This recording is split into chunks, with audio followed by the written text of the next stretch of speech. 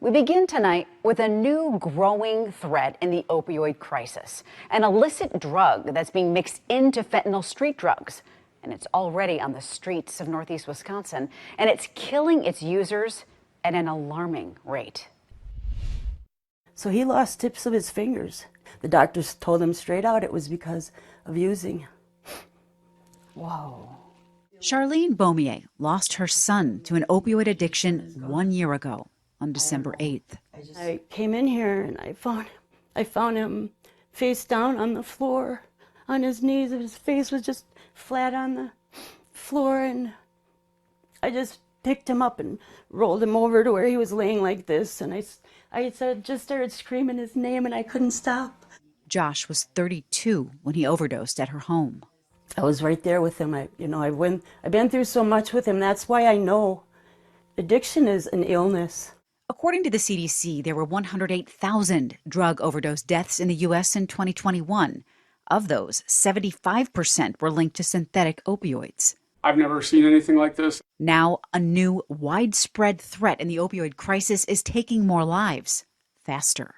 We're seeing now fentanyl laced with xylazine, which is basically it's a horse tranquilizer, and Narcan won't work on that. Lieutenant Matthew Ronk is the director of the Brown County Drug Task Force.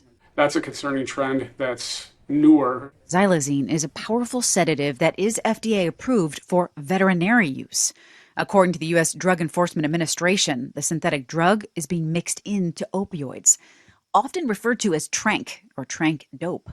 Xylazine makes the effects of fentanyl last longer, and it's making the deadliest drug threat to our country today even deadlier. Prior to xylazine-laced fentanyl, there were already 6 out of 10 pills was contained a potential lethal dose. So it's becoming more deadly.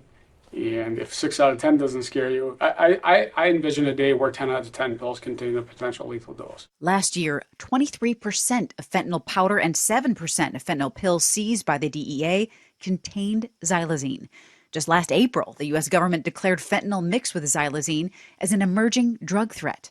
And according to the DEA, it's been found right here in Wisconsin, and it's killing people at a rate 10 times that of street fentanyl. Eric Lefebvre's opioid addiction nearly took his life. I had been to prison before. I've had almost fatal overdose scares. My daughter had to drive to the hospital thinking I possibly was dead, and that it didn't stop me. Lefebvre was able to break the cycle of his opioid addiction 2 years ago. But since then, he has a warning about the new drug showing up in our neighborhoods. The drug supply is shifting from organic to synthetic because it's easier to produce. Why would anyone do that to an already extremely deadly and potent drug? The only thing I can think is it's profit-driven, and it's easier to get their hands on xylazine as it is the precursor chemicals or fentanyl itself to make it. Since xylazine is not a narcotic, naloxone or Narcan cannot reverse an overdose. You are going to die if you continue to use it. There's no question about it. It's just a matter of time. Fighting this next wave of the opioid crisis, experts say, starts at education. I tell my 24-year-old the same thing I do my 9-year-old. Do not, under any circumstances, take a pill of any sort ever. And hopefully they trust their dad and say he knows what he's talking about. Charlene says she just wants people to understand the grip addiction can have. But I want people to be aware that and even the users, they're human beings. They're not bad people. They're not worthless people. And to have compassion for anyone trying to get sober.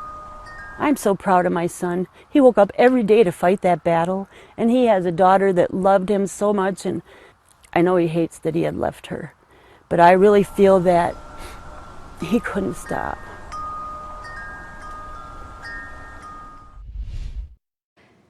If you or someone you know is struggling with addiction, you can call 211, the Wisconsin Addiction Recovery Helpline, for 24/7 help.